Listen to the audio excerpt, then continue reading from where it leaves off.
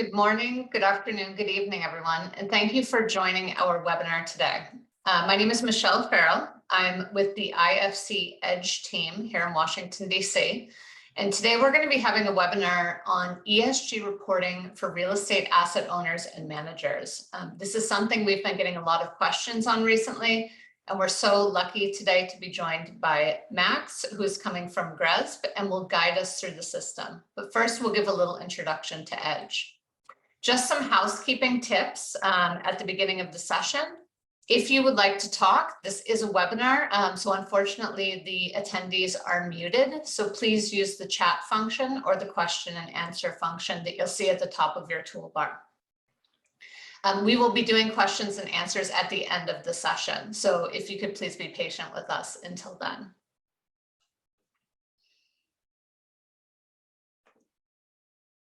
So let's get started into the webinar. Now, for people who are attending today, this is not going to be a very detailed overview of Edge, but rather how does Edge align with ESG reporting and how it can be used in that context. But first, let's go over the definition of a green building by IFC. So IFC created Edge in part to answer the need for a common definition of a green building that would connect investors, developers, buyers, and regulators. Now, international green building standards and definitions generally agree that a building must obtain a local or international standard of green building certification and also have it verified by an independent third party. So we have this certification system because we felt it's not really enough to self-declare the building has met a standard. It has to be certified by a reputable certification system. And this also will tie into the ESG reporting. Now, in terms of the definition, the building also needs to be at least 20% more resource efficient than a comparable baseline building in the local market. And that's how we define it inside of Edge. We're using a local baseline, and you must be 20% better than that baseline. Now, finally, in order to satisfy green finance requirements, projects must have quantified impact reporting. So this is reporting based on individual project basis and on a portfolio basis. So you're able to pull metrics such as energy, water saved, or reduced greenhouse gas emissions. Now, in terms of ESG reporting and green certification systems, we don't say that you have to use Edge. The building can be certified by many of the other international standards as well that use third-party certification. We also think, though, that Edge has a tremendous offer that can be tailored for many emerging markets and does lend itself to ease of reporting. So what do we offer in terms of Edge? For the people who are attending and already know the tool, it's really a three-part offering. The first is the free software. So we always say kind of democratizing green buildings. Everyone has access to the software. Everyone can use it as a design tool. Though we won't go into this today, you can always find more resources on our YouTube channel, which will be in the follow-up email after this seminar, or looking at the software demo through the link, which we will send out as well. As mentioned before, we defined that this has to be an achievable standard. So that 20% reduction in energy and water, there are no other credits that can make up for that. You always have to achieve 20% reduction in energy, water, and materials. If you are going to Edge Advanced, for example, then you are saving 40% reduction in energy, and then zero carbon would be 100% reduction in energy. And again, we will not go into these details here on this session, but feel free to access many of the webinars that we already have. Now, something that's very important to ESG reporting is what's contained in your certificate. And that's going to contain all of your details about percentage water, percentage energy, material savings, and plus your GHG footprint and GHG savings in tons of CO2 per year.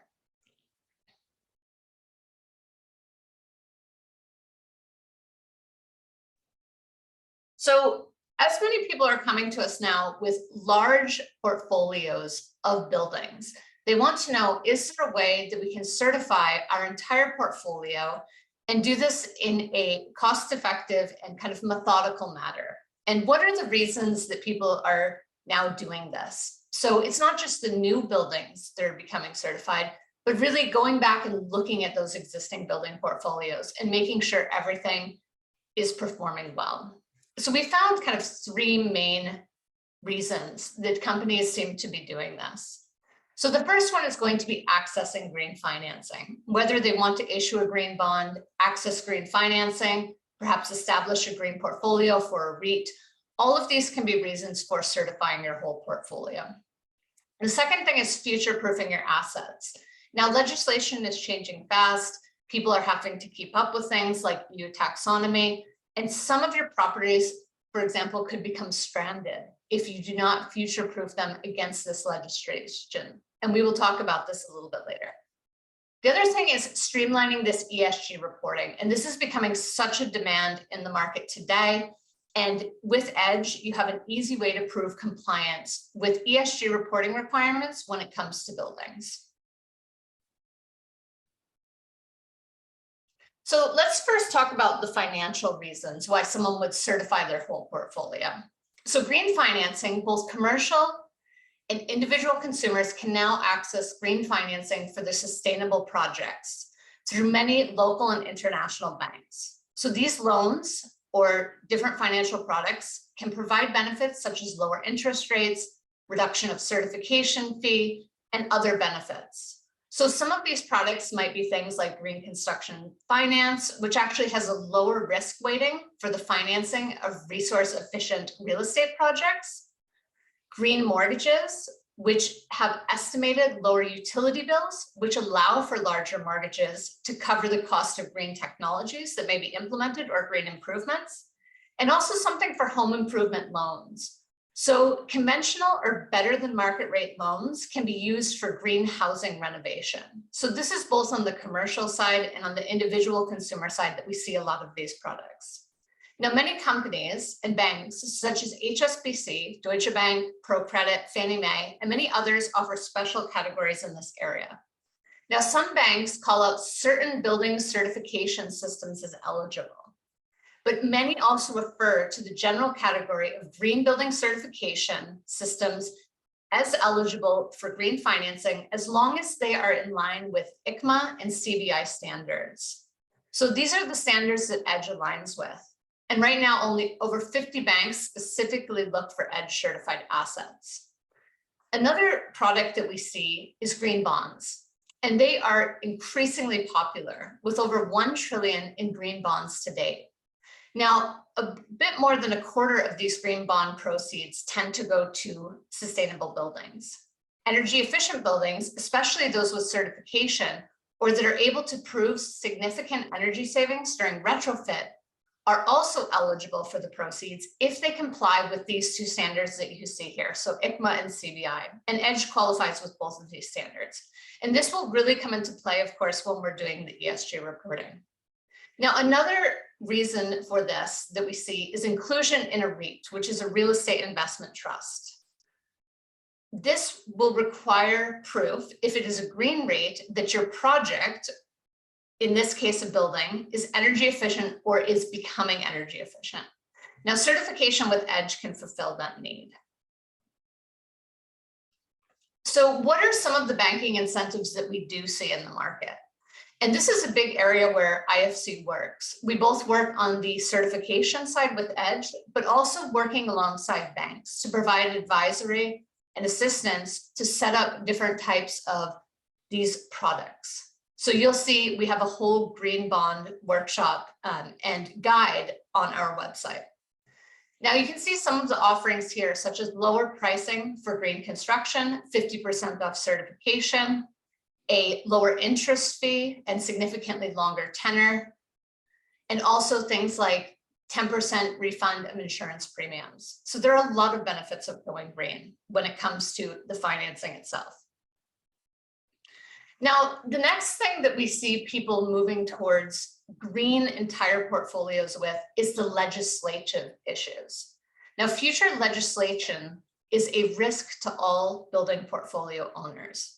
For example, in the UK, rental properties will need a minimum EPC rating of C or above by 2025 If they don't have that, you cannot rent the property. Now, one that you've also heard of is EU taxonomy, which is a green classification system, which sets out criteria that real estate activities such as new construction, purchases, and renovation must meet in order to be called sustainable. Now, this is not just in Europe. Taxonomies are being developed elsewhere and around the world. So the SBFN reports that green frameworks are currently under development in Ukraine, Georgia, Kazakhstan, Serbia, South Africa, Indonesia, Peru, Colombia, and other countries. So as legislation changes, building assets could become unlettable or unsellable. So we want to get ahead of this. By analyzing your current building stock, it will not only be more efficient to run and all of the benefits that we know come with green buildings, but it will also be future-proofed against these requirements. Edge can help you do this for both new projects and retrofit projects, which is a big area that we really see our tool growing in is retrofit. Now, it can also help you do it as Edge provides an absolute energy intensity that matches the basis for EU taxonomy.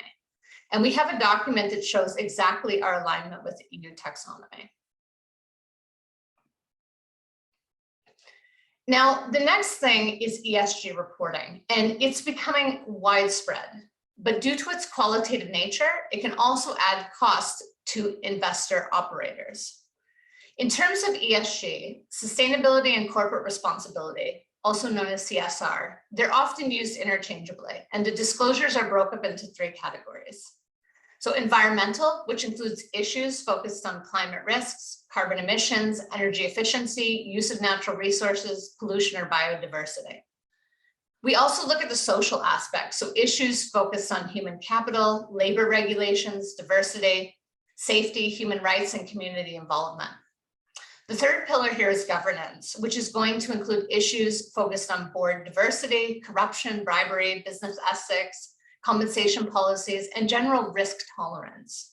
So these reports can be done in several different ways using many different guidelines, and a few of which are listed here today. Reporting frameworks can be chosen based on many factors, and often multiple reporting frameworks are used or combined when doing sustainability reporting. So today we're going to talk about a framework specific called GRESB. Edge is compliant with the GRESB framework and also CDP in terms of their direct reporting. In addition to these demands, this reporting is actually becoming a requirement in many countries. So just some examples of ESG reporting requirements on business, and these are not just in Europe. So for example, as I mentioned, the EU has already enacted and is planning further regulatory developments related to ESG disclosure, and this is alongside your EU taxonomy framework. Now, the United Arab Emirates also requires companies listed on its stock exchange to do sustainability reporting. The Indonesia Financial Services Authority encourages companies to prepare a sustainability report. And in India, the BRSR, Building Responsibility and Sustainability Report, is going to become a requirement for some of the top earning companies.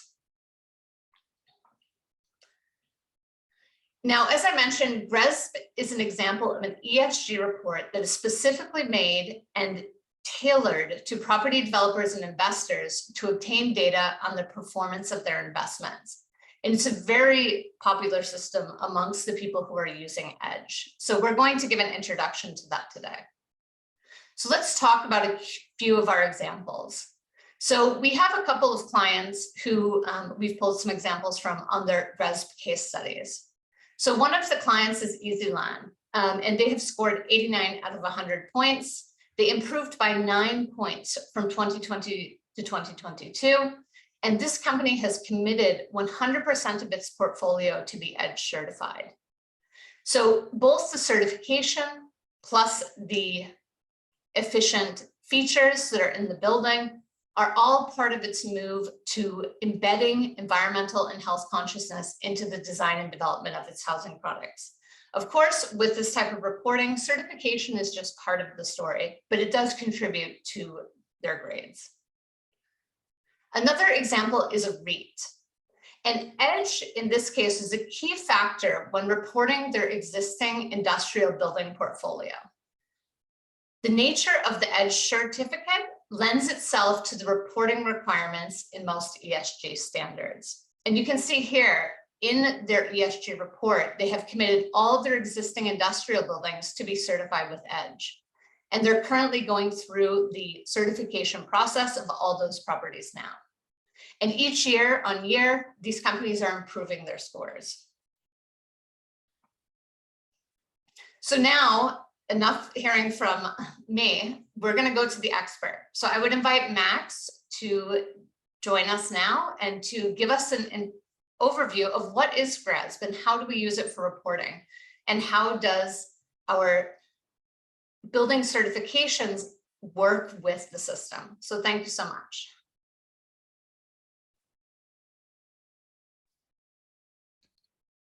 Thanks a lot for having me, Michelle. Let me share my screen, and then I hope that when I present that everything works out.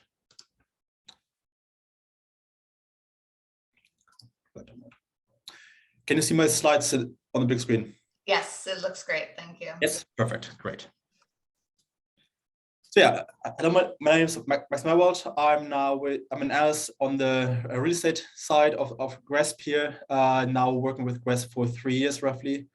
So I used to work here a lot on the product development itself. So really technical, in-depth knowledge of our assessment, the processes, the content of the assessment, and how we also improve the assessment over the years.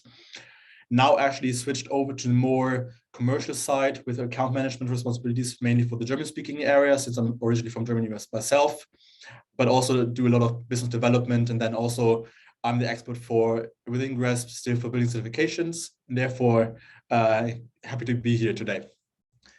But now enough about me and more about what GRESB actually is. So GRESB is the global ESG benchmark, and our vision is that the investment industry as a total actually will play, or should play also, a central role in creating a sustainable world overall. And then the question is, like, how can we as an ESG benchmark with a lot of data behind it can actually provide any insights or benefits to this vision of ours. So our mission is therefore to provide the financial markets with actionable insights, ESG data, and benchmarks. Maybe a quick history about GRESB and where we come from and where we're heading towards. So GRESB started out in 2009, officially then in 2010, started by 3 pension funds. APG, PGGM here in the Netherlands, where we are also still headquartered with GRESB, and USS from the United Kingdom. And these 3 large institutional investors wanted to have a more standardized approach to actually collect ESG data, because before that they got all the data points from all their investments, which numbers in the hundreds, in an unstructured way. So different surveys, not comparable in the end. So what they set out to do in the end is to have a standardized approach, a standardized assessment that they can send out to their investments, collect the data, benchmark it, compare it, and then make, hopefully, based on these comparable insights, good investment decisions afterwards. This started, as I said, in 2010, caught up in the industry quite fast, so rapid growth over the years, which then established kind of this entire company. In 2016, then we also introduced infrastructure as a second business line, but also extended our real estate assessment by a developer assessment. So this is really then also, we'll touch on later, where EDGE and certifications overall can feature quite a bit on the design and construction side. What we do as GRESB quite often is introduce new topics in forms of modules. So in 2016, we had the health and well-being module, which is now fully integrated in the assessment. In 2018, where then the first time it was really important to have climate risk indicators or data points. So we introduced a resilience module in 2018. 2017 was very important as well, since this was the first year where we actually introduced our asset portal. So as of 2017, every manager that reports the data to us could report asset level data to us, meaning energy consumption, GHG emissions, water and waste, but also building certifications, efficiency measures, technical building assessments, for example. I'm going to dive into all of these parts a bit deeper later on. 2020 was then a bit of a restructuring of the entire assessments. So before that, it was one long assessment with the option to do the developer, yes or no. And in 2020, we started having components. So we restructured our entire assessment into 3 different components: management, performance, and development component. These are then part of 2 different benchmarks, but I will show this in a second as well. 2021 was then a bit of a rebranding, not much of a change, just a bit of a color scheme, because what GRESB now wants to do is not only do like the real estate and infrastructure markets, but also we look into other markets like private equity, for example, and we want to extend our business scope overall.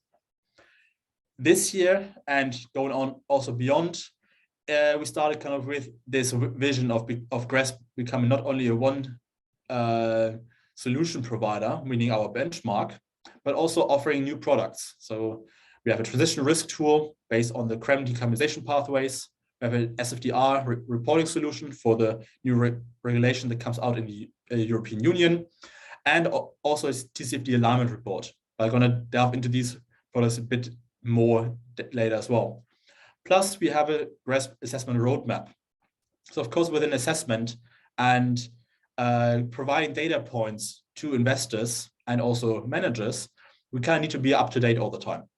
So with the GRESB assessment roadmap, we try to develop now a pathway how our assessment will change over the next 5 to 10 years to stay relevant and provide the most material, insightful output for everybody in the market.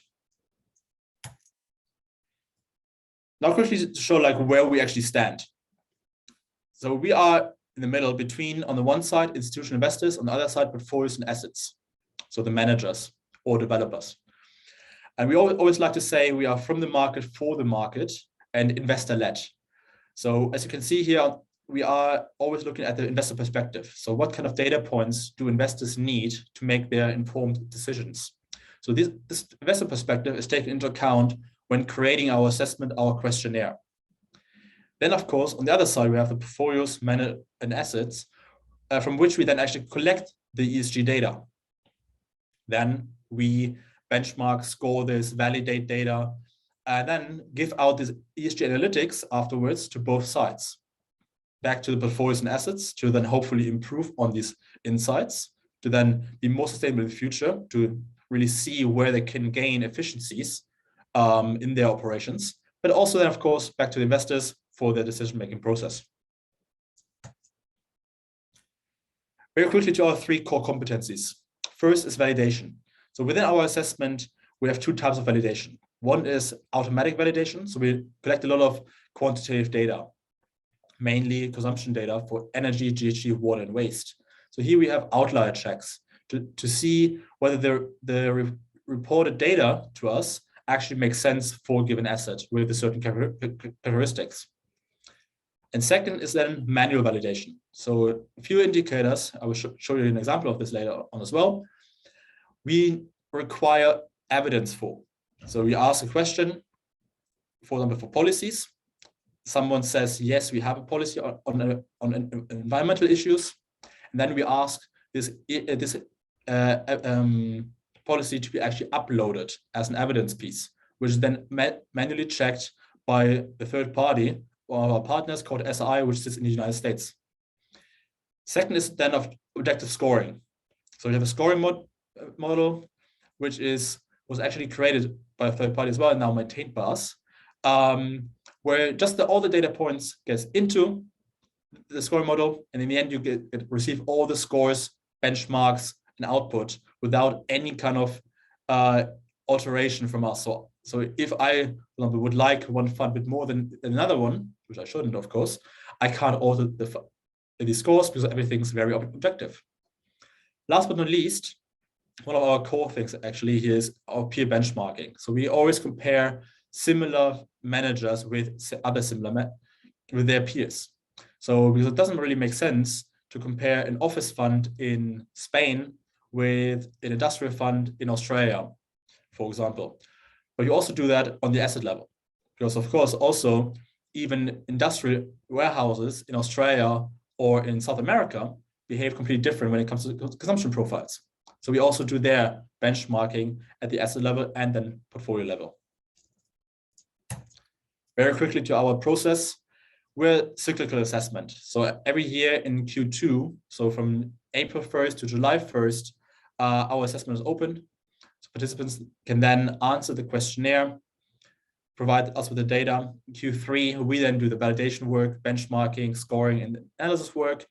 Before then, in Q4, we actually release on October 1st every year the final results. And then the entire circle starts over again, a lot of engagement with the community, results events, and then of course also overhauling our assessment to stay up to date. Maybe quickly to a few numbers now. This is actually still a graph from last year, but it shows that last year we had roughly 145 institutional investors in our network. This year it's actually up to around 170 institutional investors around the globe, with actually by now I think assets under management of more than 50 trillion US dollars. Participation, as you can see here, actually grows quite significantly over the years. So last year we had a total participation of 1,520 participants. This year, 1,820 overall. So a growth of exactly 300 new managers and their portfolios in our benchmark. Overall, we also have 150,000 assets within our benchmark, covering 15 different sectors. So office, residential, retail, industrial, for example. And also we're a global benchmark, so which is really shown by that we cover by now 47 different countries, with a total asset value of more than 6 trillion US dollars. And you can also see that really across all regions we are growing, with roughly half of our benchmark still being in Europe, but also other regions, especially Americas, where we see a huge growth now, also in Latin America, pushed a lot by Brazil, for example, but also other regions. Also in the African country, for example, now a continent now starts more and more ESG reporting to us, and also Asia, quite a lot of an improvement over the last years. Very interesting, what I always have to defend almost to new participants is that in the first year with ESG reporting, you don't necessarily get the best scores all the time, which is shown in the upper graph here. Because normally, especially with GRESB, you need certain processes in place. You need to know what kind of data points we want you to collect. You need to then have these processes in place to collect these data points. And therefore, normally in the first year, your score is quite well below the average in the GRESB assessment. But then we actually see over the subsequent years a rapid improvement of these scores, and then it closing the gap kind of to the longer lasting participants that you can see here in the dark green line, which is actually which are our participants that have 10 years of consecutive participation within GRESB. On the bottom side is our GRESB model, where we have our two different components in this case for standing investment benchmark, management and performance on the two axes, and then show the regional performance. And here we can really see, well, actually it's a trend over the last years already, that Oceania is, in terms of ESG reporting score to GRESB, the best performing region within the globe, followed then actually by Asia.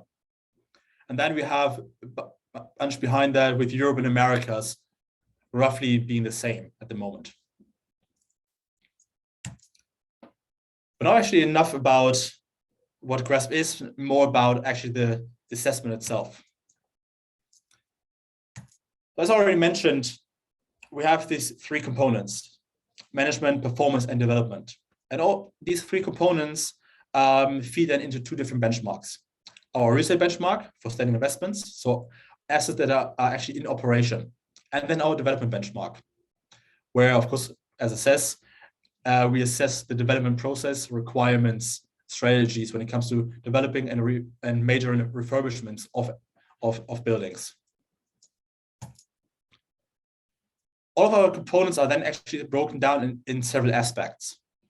In management, we have then the aspects of leadership, policies, risk management, stakeholder engagement, and reporting, for example. And a lot of here is about the ESG governance of an entity, especially under leadership. So we ask questions like, do you have people responsible for ESG within your company? The performance side, here we look more at the assets itself. As I already mentioned, we actually collect data at the asset level. I'll show you an example or a bit more detail of this later down the road as well. And then on the development side, as I said as well, we have ESG requirements, energy requirements, materials you might use in your development processes. But I'm now actually going into more details of our indicators. And also, I would like to now make like a link always between the indicators that I'm showing or that I'm talking about and certifications, and how actually processes that you might already have in place when you want to certify your buildings that can directly feed into our assessment as well. Not necessarily directly all the time, but they're indirect benefits. Also, direct ones, I'm going to show these as well. Look at management. We have, as I mentioned, these 5 different aspects. And then first example that I would like to talk about is then in the policy aspect, our policy indicator PO1, which talks about policies on environmental issues. So here, also when you have certification or want to certify your assets, quite often you have at least some sort of ESG policy or thinking strategy behind it, all of this. Otherwise, you wouldn't really think about taking the CapEx into your hand to actually certify your buildings. So normally you quite often have already a policy in place, which can then be reported here to us. And with actually the policy indicators is, in case you select, yes, I do have a policy, then our indicators unfolds, which always is the case with our indicators, with our yes and no basis. Then you can select the issues that are actually covered by your environmental policy here. So for example, do you care about, or do you look at biodiversity and habitat? Do you look at renewable energy? Do you look at water consumption? So you can really select all these different issues that are covered by your policy. However, as I already mentioned before, we have validation. So in our policy indicators, also our policy indicators on social and governance, are manually validated. So we actually require you to upload evidence to these indicators, which is then afterwards manually checked by our partner SRI. And how this works is that our partner then actually goes through the entire document, or documents, could also be plural, and sees whether all the selected issues are actually covered. And then based on how many issues they actually find, we then provide you with a score or fraction of the score.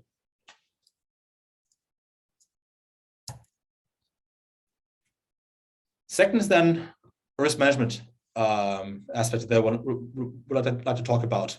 And here we have an indicator, for example, on ESG due diligence for new acquisitions.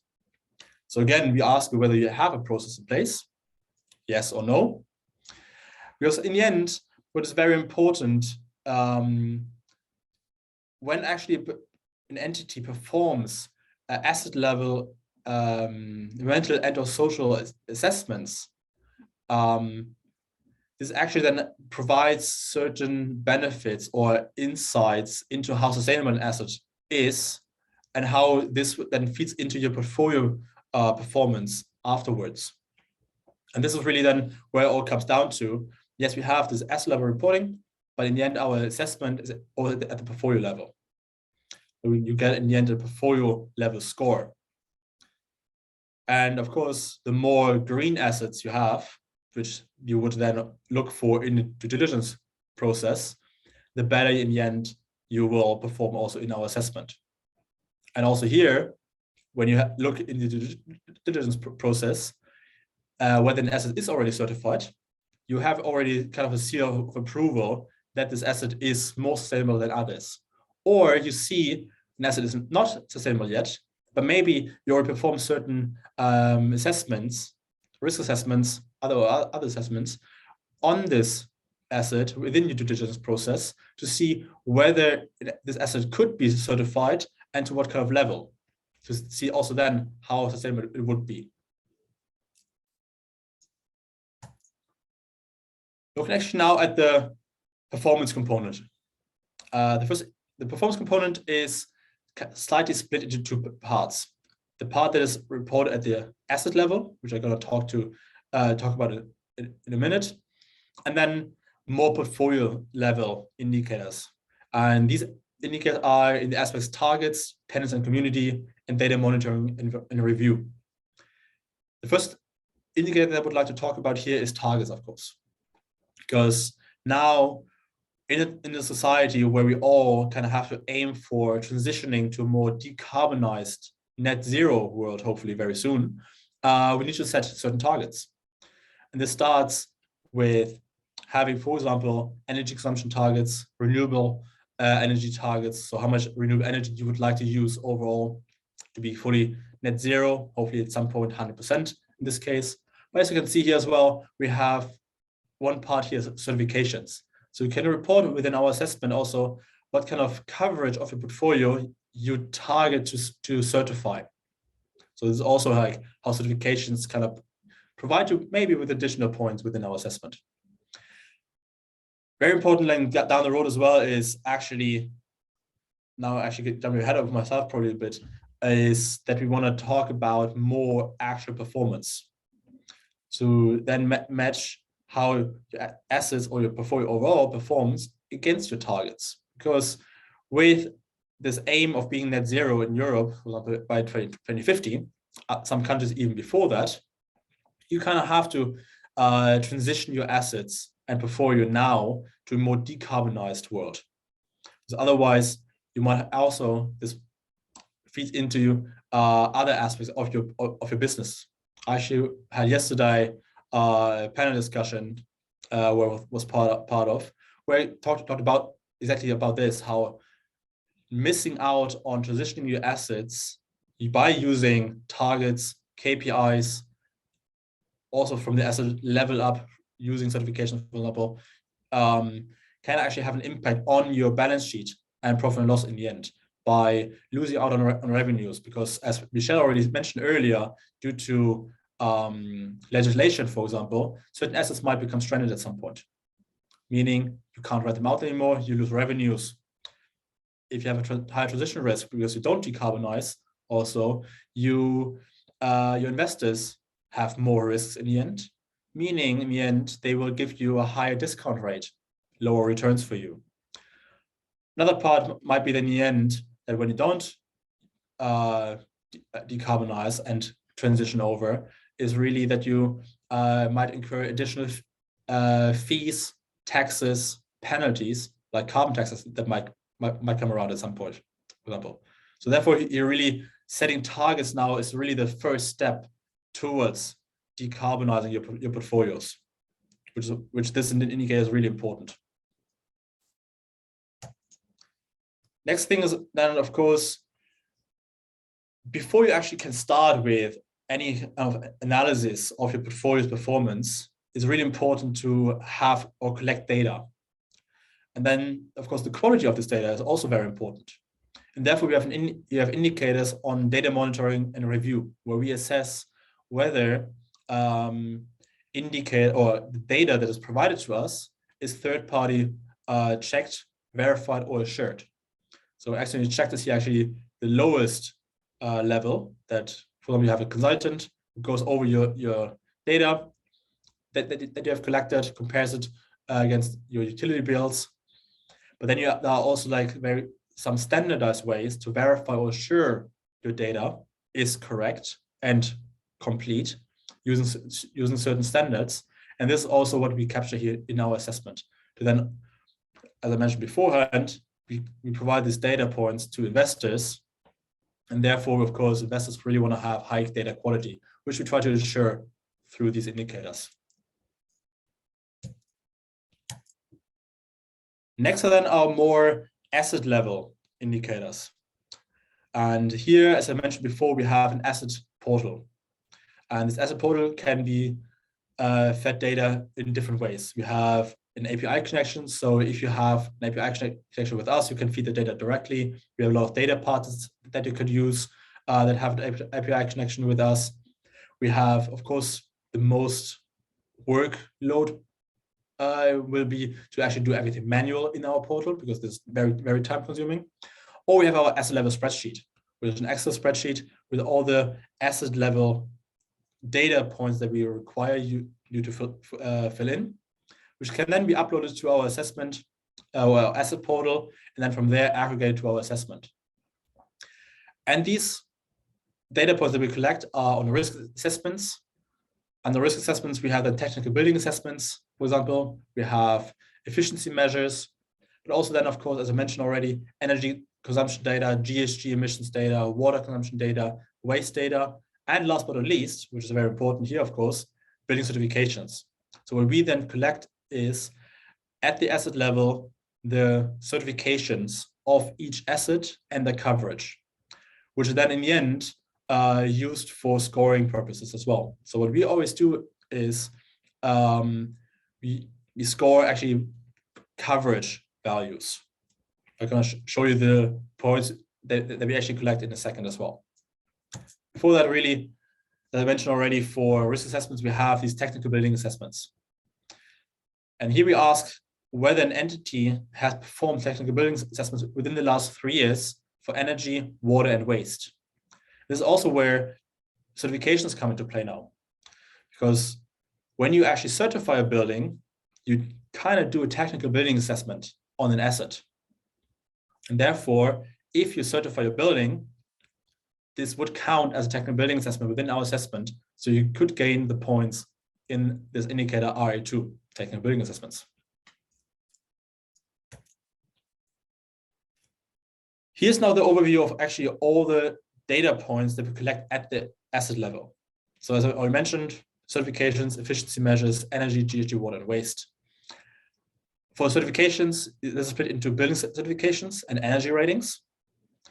Efficiency measures, as I mentioned already, technical building assessments, then also efficiency measures that you introduced in the last 3 years, like window replacements, new insulation, smart metering, for certain property types, maybe new cooling towers, for example, for data centers.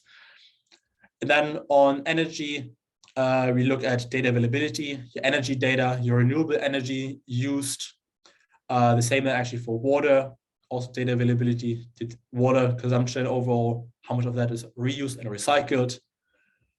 We compare the energy data is directly reflected into your GHG emissions. So what you can do within our assessment is then have your energy consumption and translate this into your GHG emissions by emissions factors. And there we look at scope 1, 2, and also 3 GHG emissions. So your direct and indirect emissions from your direct or your own operations and also your tenants. And also we capture carbon GHG offsets in this moment. And last but not least here, of course, the waste part as well, where we collect the waste data, how much waste you actually produced, and very important, the proportion of this waste that is disposed in different routes, like recycling.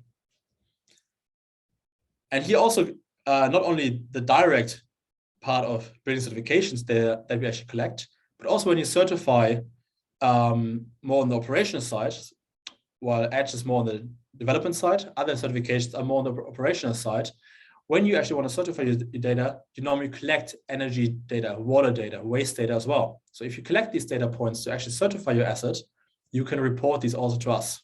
So there's another link between certifying your assets and our assessment. And now quickly showing like how this standing investment benchmark then overall looks like, because in our assessment, we have these 2 components for the standing investment benchmark, management and performance, where the management component is always 30% of the entire benchmark, or 30 points, because our overall benchmark has 100 points. well, then performance is 70 points. And based on the slices of the cake, kind of see the weighting of the different indicators or aspects within this benchmark.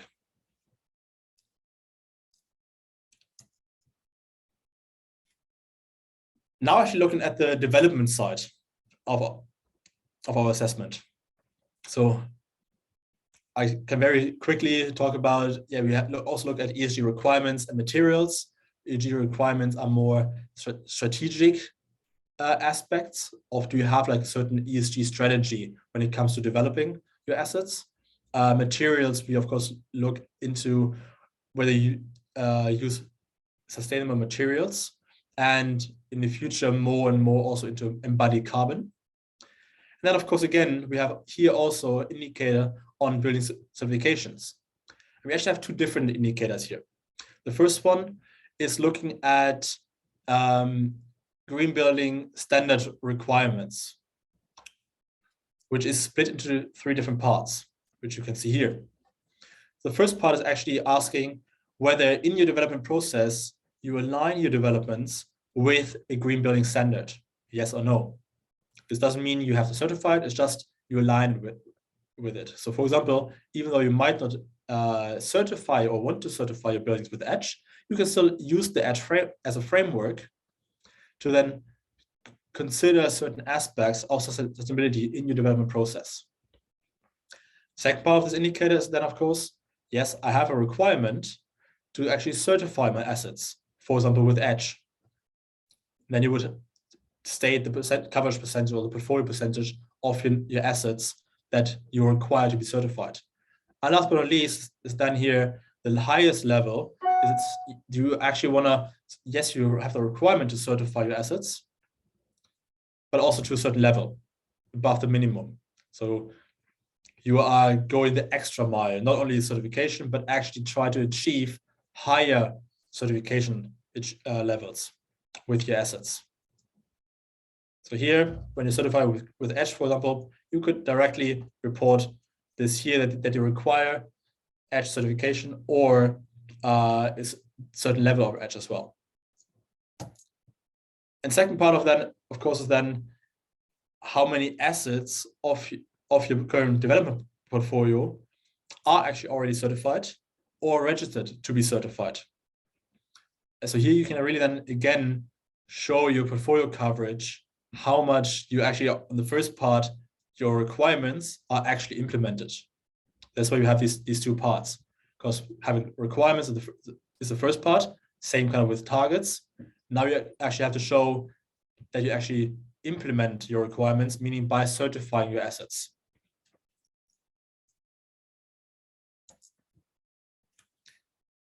Next to then our more,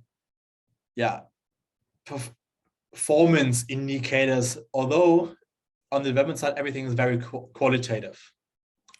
On the performance side, as I mentioned, we actually collect energy consumption data, while on the development side, we more look at entity strategies to integrate energy efficiency measures, incorporate on-site renewable energy. The same goes then for water and waste as well. So here is very qualitative.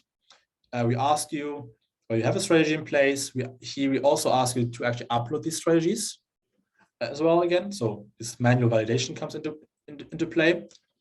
But very important here is that we look here at the portfolio level. So your best practices that you as a developer actually do. So in case, for example, you have a development portfolio of 10 different assets that you currently develop. And one of them is like your main project where you introduce all the best sustainability practices, but for the others, you don't do anything. Then in that case, we would actually recommend you not to report just on this one asset, because this doesn't seem to be your standard practice. So what we really want to enforce is standard practice within an entity or a developer to develop sustainable assets to make them future-proof.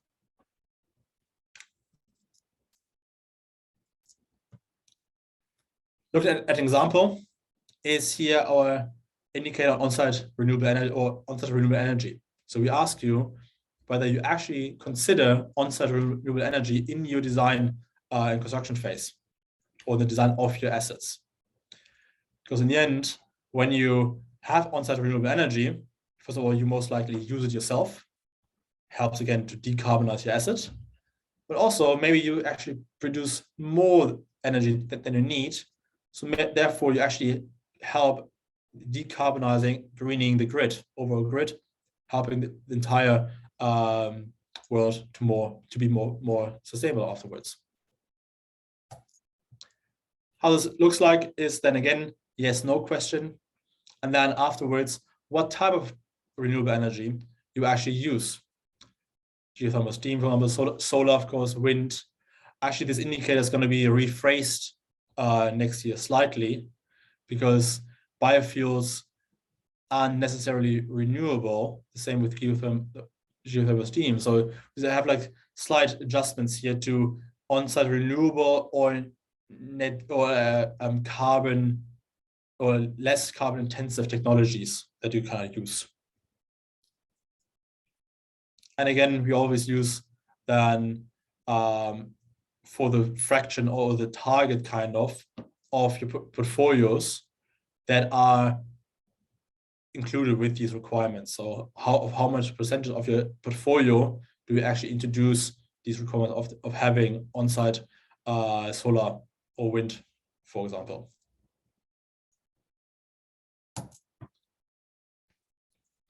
How this looks in the end for development, same kind of way as for sustaining investments, is we have again 30% management, so portfolio level, manager level questions, and then 70% the development questions, so all your strategies, policies when it comes to development. And now I'd actually like to quickly show how that looks on the output side.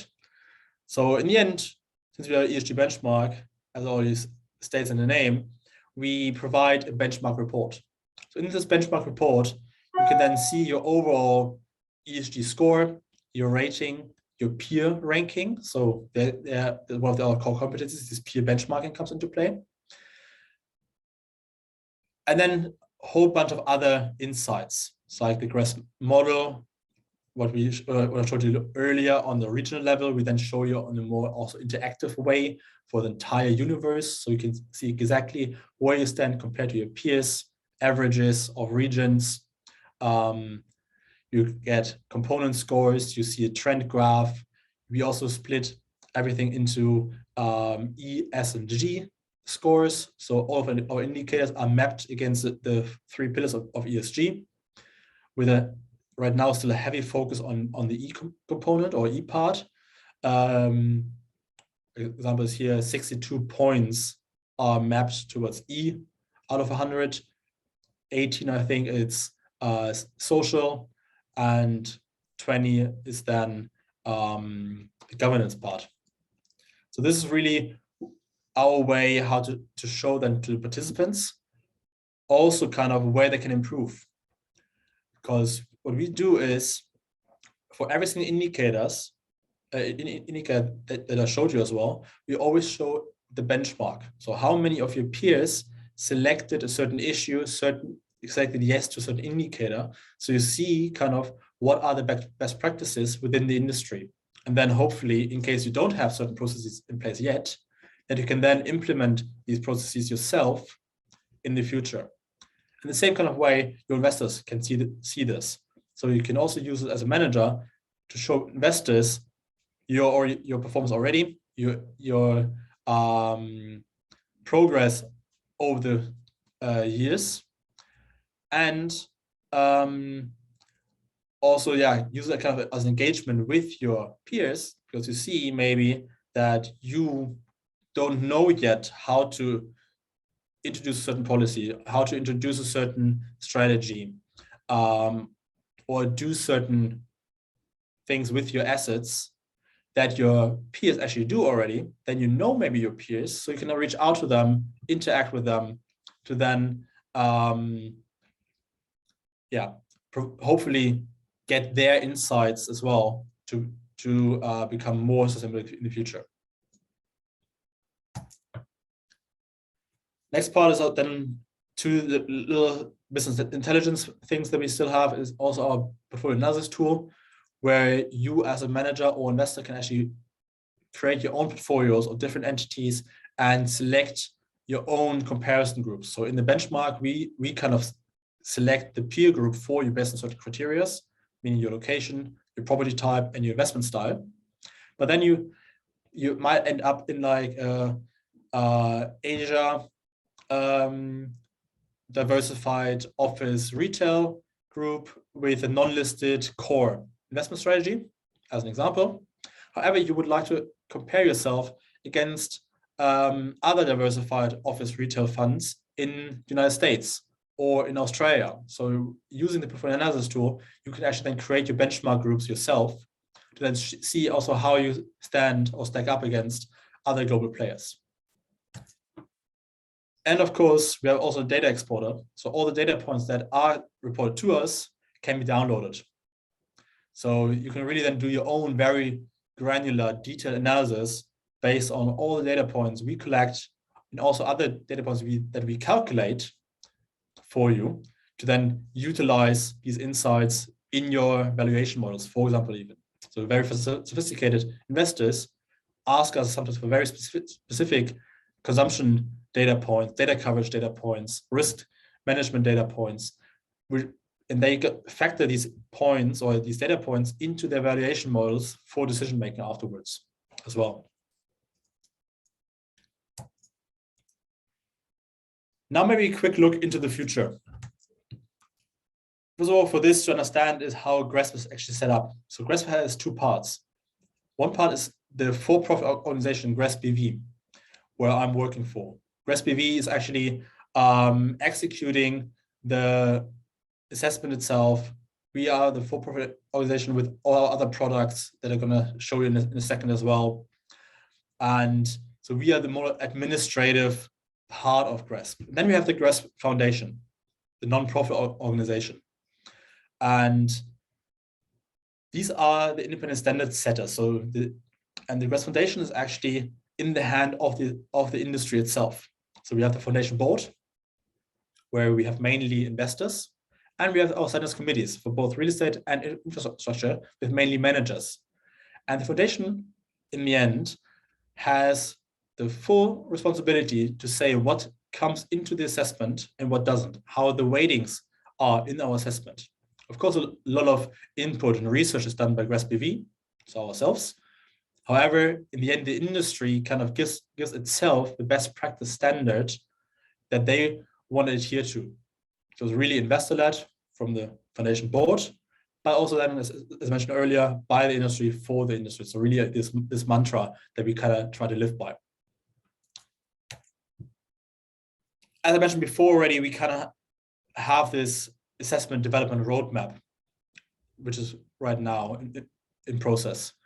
So what we did is we started with a huge survey of the entire industry and market participants to see what kind of material aspects does the GRESB assessment already cover, which aspects are we not covering currently, and what are topics that the industry sees as material to themselves in 5 to 10 years. And based on this input that we got from the industry by, I think, more than 600 respondents, was then kind of a pathway for us to follow with certain topics like net zero, of course, biodiversity, cybersecurity, modern slavery, embodied carbon on the development side. These topics are going to be more prominent going forward within our assessment in one way or another. And also very important is that we kind of want to go from a more effort-based assessment, as I like to call it at the moment. Do we have a policy in place? Do we have a strategy in place? How much data do I collect? To more performance-based assessment in the future. So what we're going to do is, as of 2024, we're going to score intensities, for example. What we're also going to do is we introduce more and more embodied carbon on the development side, where then also certifications play a role. And because the vision of GRESB kind of is to have at some point, hopefully, a whole life cycle assessment from the design and construction of a building through operation, major renovation, and also demolishing of an asset in the end. So that we really capture this entire life cycle of an asset going forward. And this is also very important where then this target setting and actually meeting your targets come into place that I mentioned earlier. So you maybe have a target to become more sustainable. You want to decarbonize your buildings. So maybe you want to show your efforts to your investors by certifying your buildings, for example, because this in the end then hopefully reduces your intensities, reduces your overall carbon emissions to then hopefully, in case you have it already set a net zero target, if you haven't yet, hopefully you have a net zero target set soon, to then adhere to this net zero target to be net zero by your given date.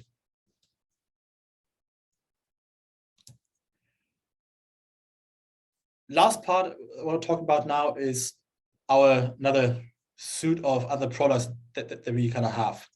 So Michelle already mentioned that there are all kind of different regulations coming at us, not only in Europe, but United States has with the SEC a new regulation coming out. We have different other legislations coming out in New Zealand, Japan that are more with the TCFD as well. So the entire globe kind of changes at the moment very rapidly with new policies, new regulation, new legislation that everybody in the market has to adhere to.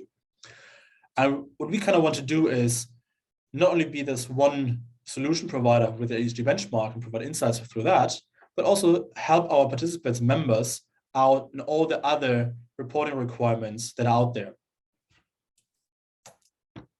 First off is here, since we are, of course, European based, and as I showed earlier, half our benchmark is also in Europe, is our SFDR reporting solution.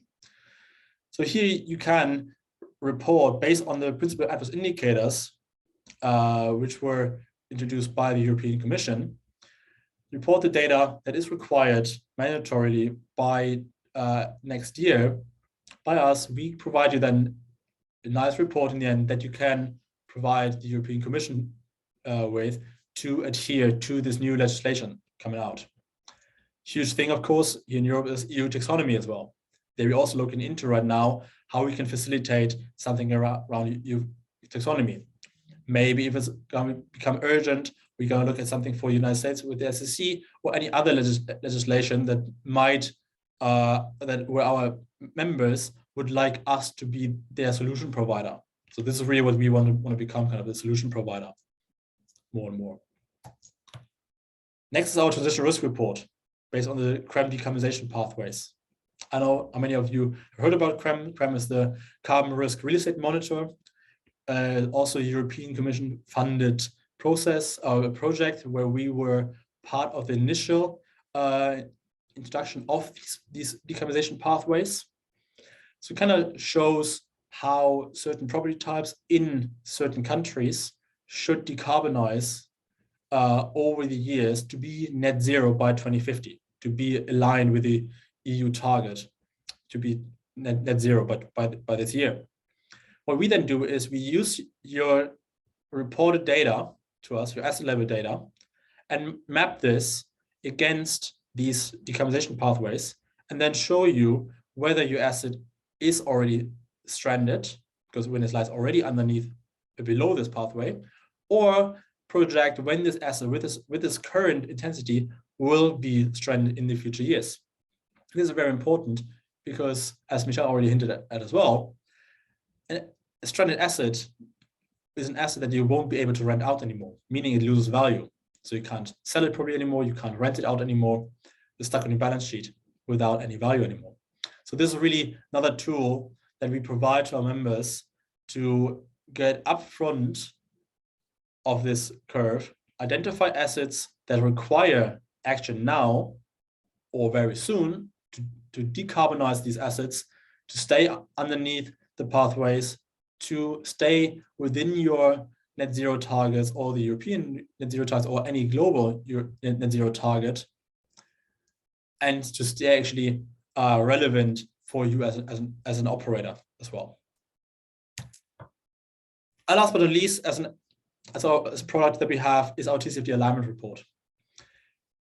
Here we use actually also your input data from the assessment and map it against the 11 recommended disclosures of the TCFD.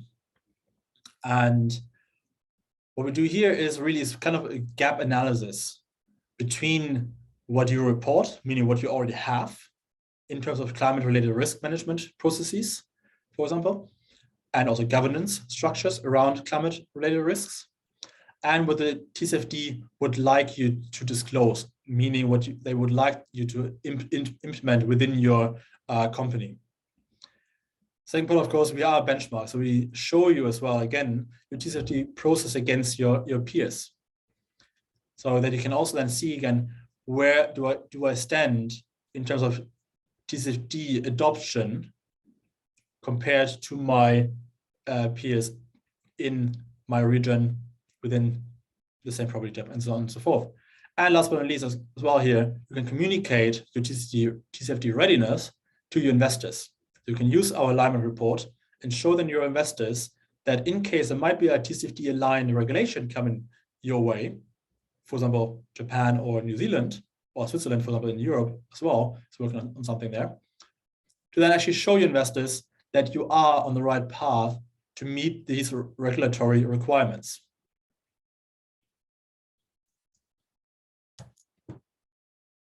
That was from my side so far. And I would be happy to have, to answer any kind of questions from the audience as well.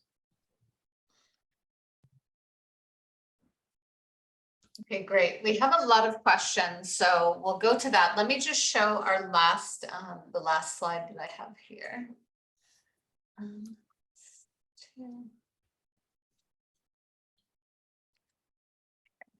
So just as a last point, as people are probably asking, what credits or aspects of GRESB does EDGE align with? So we have put together a outline document here, and it's important to remember that EDGE is going to apply to the development requirements as Max was specifying, except for EDGE Zero Carbon, because this looks at in-use data. So when you look at the accepted standards within GRESB, you're going to see EDGE under in-use and also under development, but only the Zero Carbon one, which looks at the actual in-use data, can be used for the performance credit. So just to clarify that. So this document is talking about EDGE certification and EDGE advanced. It's not going to talk about EDGE Zero Carbon. So please email us if you want more information on this. So obviously there's many benefits of certification within these systems. There are many aspects that a certification does not touch on, which is also very important. It's going to contribute to a small portion of your report, but in ESG planning, you're reporting on many, many things outside of the specific building certification. Now, one of the biggest questions that we have, and I think we have a lot of people that are on the line here today that are just being introduced to a framework. And I think it would be good to hear your thoughts on this as well, Max, but a lot of the recommendations or the standards that you see out there are providing a framework or an outline for you to report your data within, where GRESB and some of the other tools are providing a tool for processing and benchmarking that data into a report, from my understanding. So maybe you can just expand on that, what the differences are between the two categories of ESG reporting tools. Absolutely. So yeah, as you already mentioned, we have like these just like frameworks out there, and then reporting tools, of course. And our biggest difference, for example, for GRESB is this benchmarking aspect. So for example, you could be a UMPI signatory, you report to UMPI, certain indicators. And what we with GRESB actually do is we align a lot of our questionnaires with other frameworks that are out there as well. These are, for example, UMPI. This is also certification bodies, so you might see in our references or in our reference guide that we have.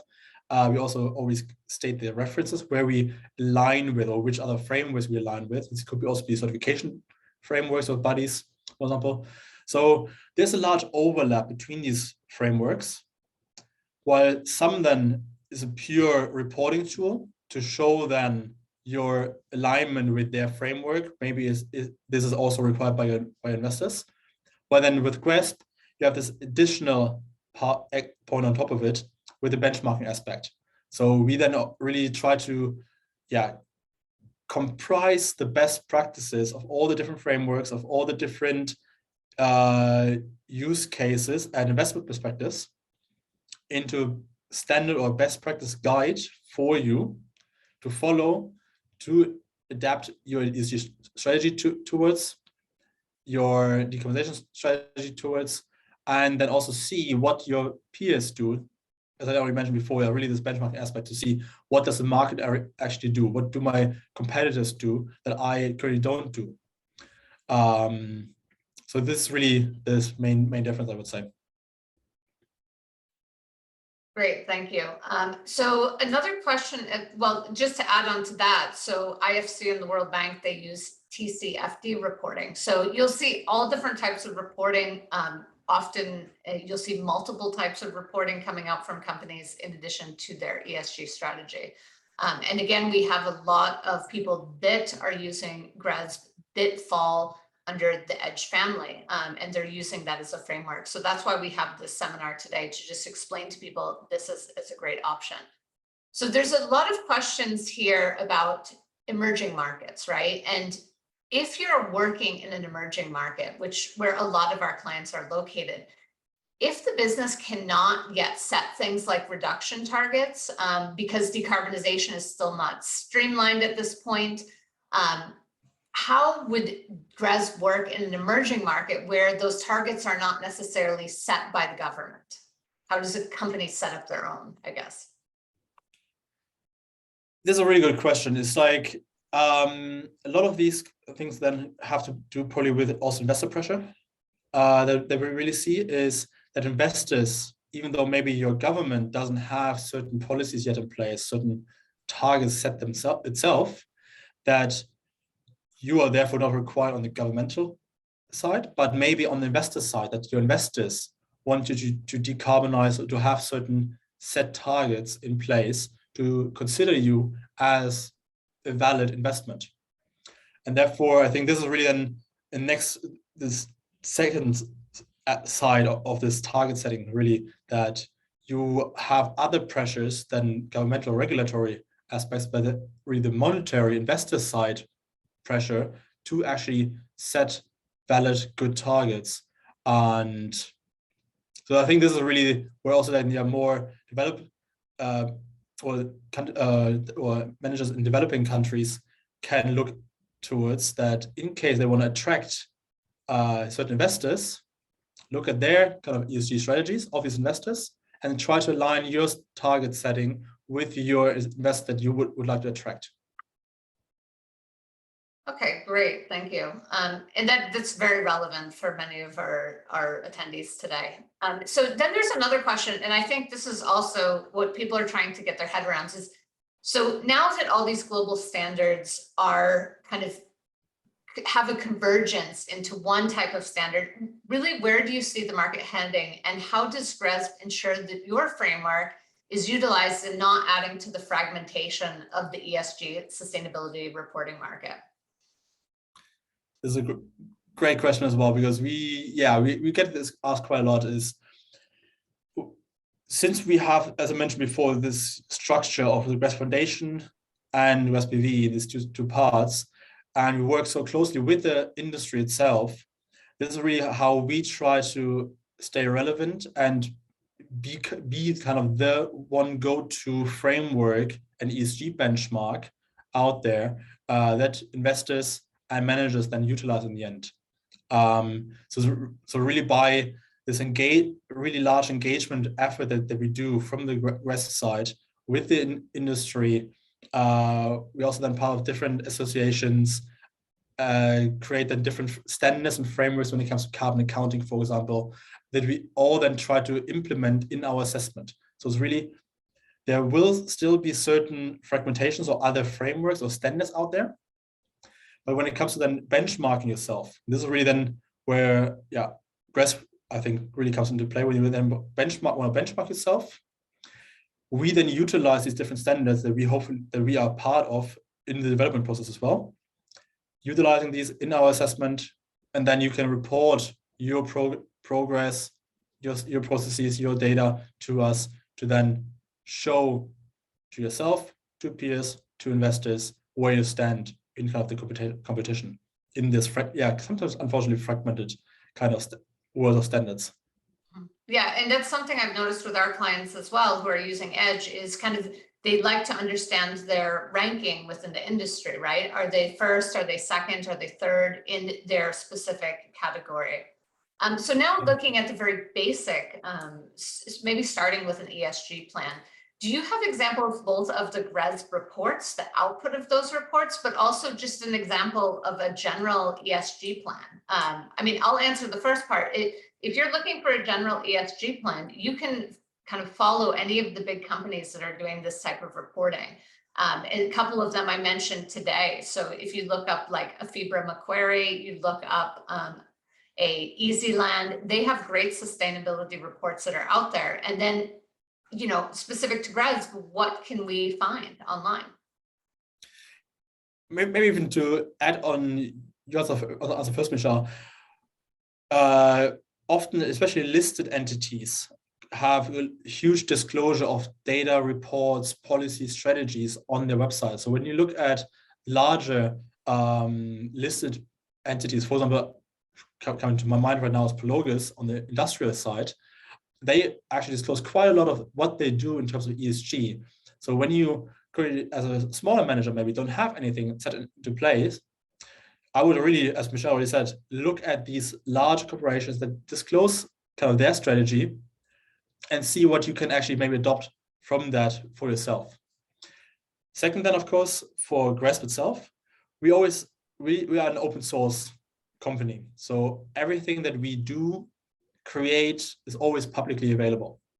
So our entire reference guide and assessment is publicly available on our website, where you see exactly all the different questions, the criteria, requirements behind these questions, how we score these questions as well.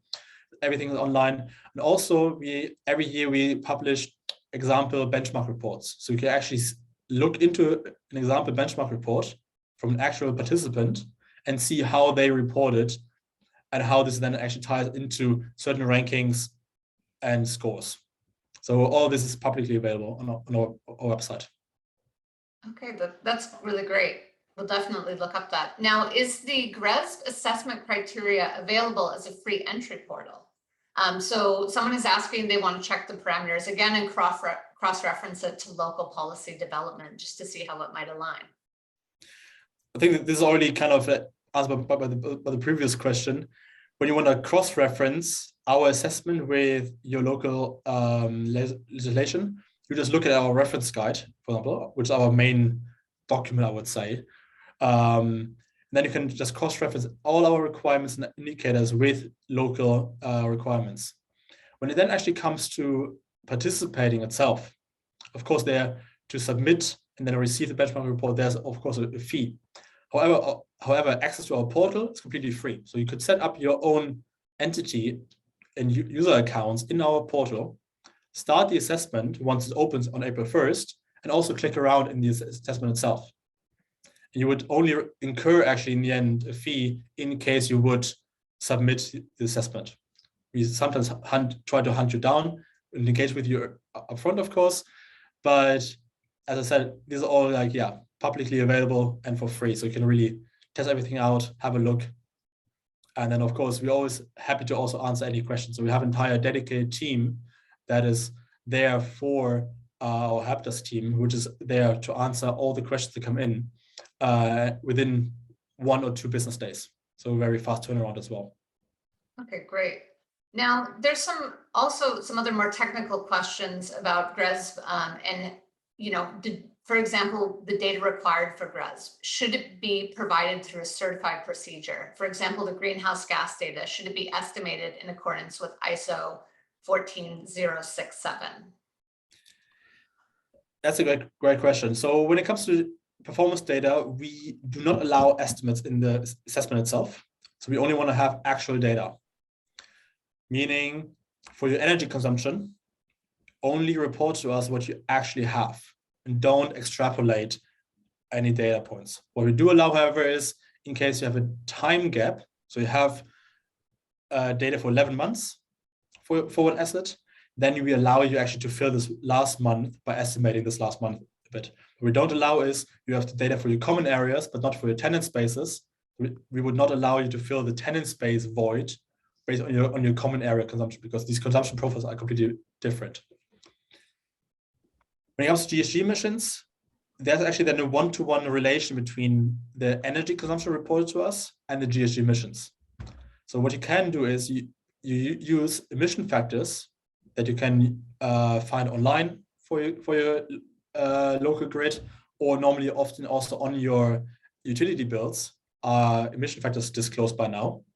You can use these emission factors, multiply them with your reported energy consumption, and then you actually receive in the end your GHG emissions that you can then report to us. So you don't have to apply any estimations here based on our standard.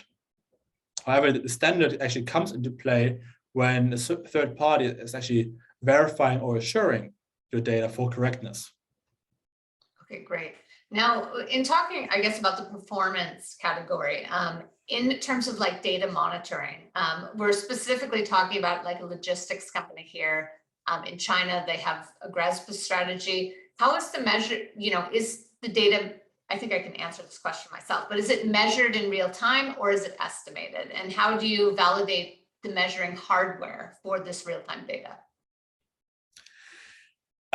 So as I already mentioned, we have this like cyclical assessment. So for us, of course, it's not real-time data. You can actually upload the data to us on a daily basis, but aggregated to the assessment you can only do during the reporting period. And hopefully then with the submission deadline on July 1st, you aggregate your most up-to-date data that you have to that point. So we don't yet have like a live feed from like data management companies or managers that collect the data themselves, maybe, to directly feed it into our assessment. So it's really more periodically transfer of data to us. Okay, great. And the final question I'll ask is just, we have more questions about like, how do we align with Cambodia? I think you've addressed that earlier. And then the final question is, do you include backwards looking data as well as you're starting to add these new modules to GRESB and expand it? So our GRESB assessment is always looking backwards, first of all. So when you, so in 2022 in our assessment, we looked at the 2021 data for performance, for example. So we always look at the last reporting period or reporting year, so to say. And then also when we introduce new modules, of course, we kind of look at what's out there, do some research on past data points maybe that are out there, that we maybe collaborate with other institutions that collect data points in a certain area already. And then based on these data points or research that we do, maybe introduce new indicators, new data points that we want to collect, because we kind of know in what kind of way data can be provided as well, because we of course don't want to provide a question that can't be answered at all. So there we also then use a bit of backward looking identification of in data to actually then looking forward of what we can ask. But overall, our assessment is always looking 1 year backwards. Okay, great. All right. Well, really, thank you so much. I think this was such an educational session for everyone who attended today. For many people, this is their first look at how do they step into ESG reporting. For others, they're already working with GRESB and being very successful in doing that and wondering how to improve.